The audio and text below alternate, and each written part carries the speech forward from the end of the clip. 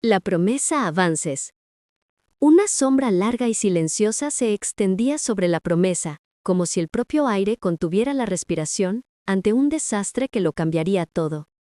Aquella noche, Manuel y Curro, dos hermanos divididos por el dolor y un pasado roto, estaban a punto de unirse en una alianza tan feroz e inesperada que amenazaba con destruir al hombre que durante décadas había reinado con miedo y crueldad, Lorenzo de la Mata.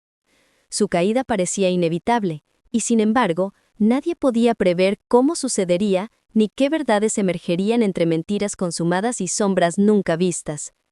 Mientras las habitaciones doradas del palacio se teñían de oscuridad y pensión, un secreto guardado durante demasiado tiempo se preparaba para estallar, uno capaz de reescribir destinos y dejar a todos boquiabiertos.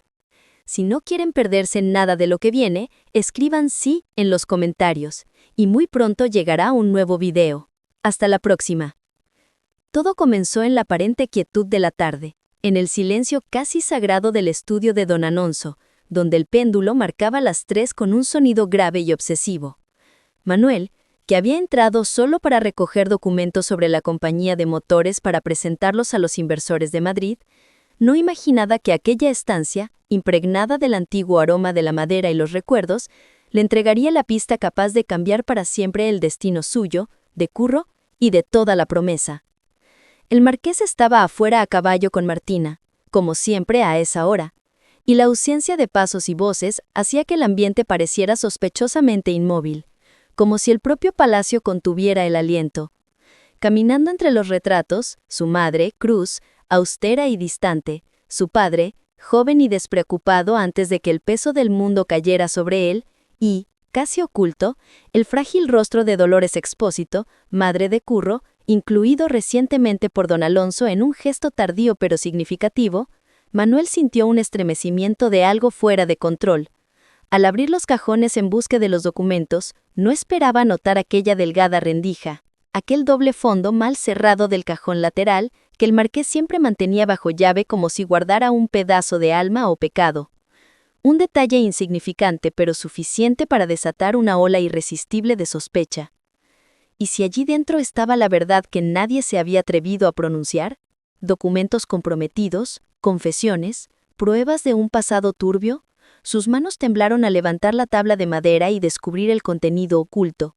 Contratos, escrituras antiguas, hojas amarillentas y, sobre todo, una carta envuelta en terciopelo negro, como un relicario prohibido. Apenas vio la caligrafía, el corazón de Manuel se aceleró hasta dolerle.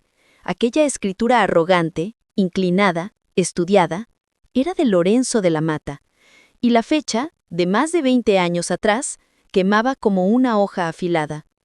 Al comenzar a leerla, la piel se le erizó. El asunto de Dolores Expósito ha sido resuelto definitivamente. Las palabras golpearon a Manuel como bofetadas. Lorenzo confesaba el asesinato de la madre de Curro, envenenada lentamente y a escondidas con precisión científica. Y no solo eso, hablaba de un cómplice, de un plan, del niño Curro al que habría criado haciéndose pasar por Salvador, mientras él mismo era el asesino que lo había dejado huérfano. Manuel sintió náuseas, un vértigo violento.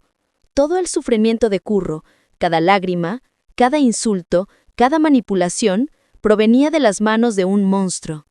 Sin vacilar, tomó la carta y salió corriendo en busca de su hermano.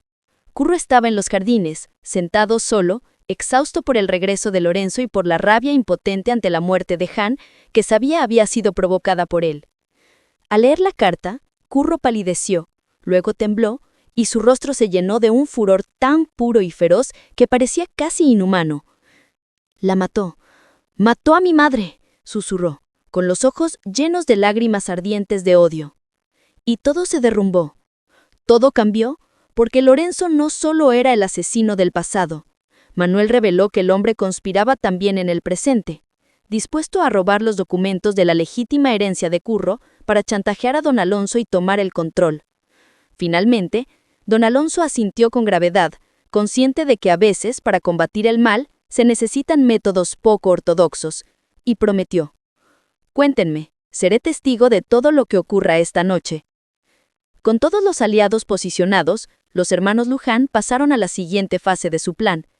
Curro se acercó aparentemente por casualidad a Cristóbal, el mayordomo conocido como el espía de Leocadia, y dejó escapar sin cuidado que Manuel estaba nervioso, porque los documentos originales de su herencia estaban en el cofre del estudio de don Alonso, comentando en voz alta lo absurdo de mantenerlos allí, ignorando deliberadamente que Cristóbal escuchaba. Como era de esperar, el hombre corrió a informar a Lorenzo, quien mordió el anzuelo sin dudar. Llegó la noche de la cena de gala. El gran salón brillaba bajo luces cálidas y velas, con don Alonso a la cabecera rodeado de importantes inversores de Madrid interesados en la compañía de motores. Manuel, a su derecha, cautivaba a los invitados con su visión y competencia, mientras Curro, más abajo, mantenía conversaciones ligeras pero vigilaba cada movimiento de Lorenzo.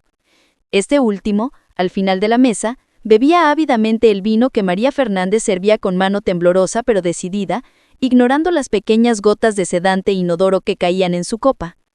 A medida que la cena avanzaba, el efecto se hizo evidente.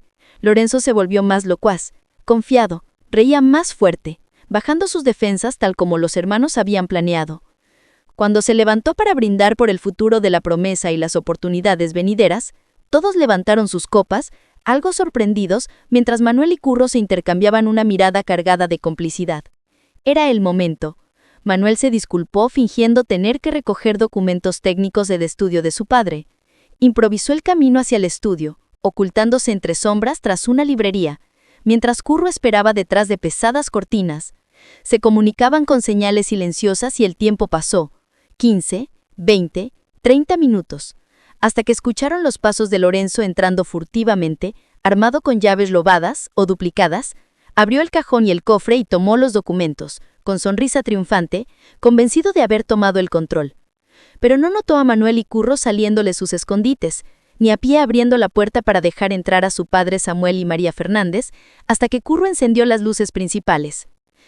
«Buenas noches, Lorenzo», dijo con voz helada. El capitán sobresaltó, casi dejando caer los documentos, y se encontró rodeado. Manuel bloquea la puerta, Curro lo enfrenta, y los demás observan en silencio. Lorenzo balbuceó, buscó excusas, pero el sedante había comprometido su seguridad y la voz le temblaba. El sudor perlaba su frente. Curro avanzó implacable. Sabían todo, desde el intento de robar los documentos de la herencia hasta el plan de chantaje. Cuando Curro sacó la carta en la que Lorenzo confesaba el asesinato de Dolores, el rostro del culpable palideció, los ojos abiertos por el terror, mientras Manuel confirmaba la veracidad de la firma y la confesión. Lorenzo buscó desesperadamente una salida, pero no había escapatoria. Estaba rodeado, con testigos presentes y su culpa escrita ante todos. Don Alonso llamó a Lorenzo a responder, y el peso de sus maldades explotó.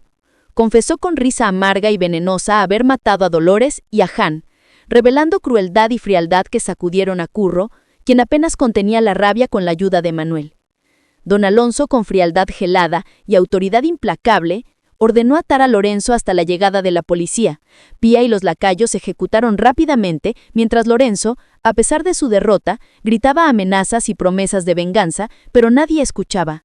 Don Alonso escribió urgentemente a las autoridades, asegurando que la confesión y los testigos harían imposible cualquier fuga. Curro y Manuel se miraron entre lágrimas y relivio. La justicia para ellos, para la madre de Curro y Jan, finalmente se había realizado. Los inversores testigos involuntarios de la tragedia y el ajuste de cuentas se retiraron respetuosamente, mientras los protagonistas se abrazaban, consolidando un vínculo fraternal indestructible.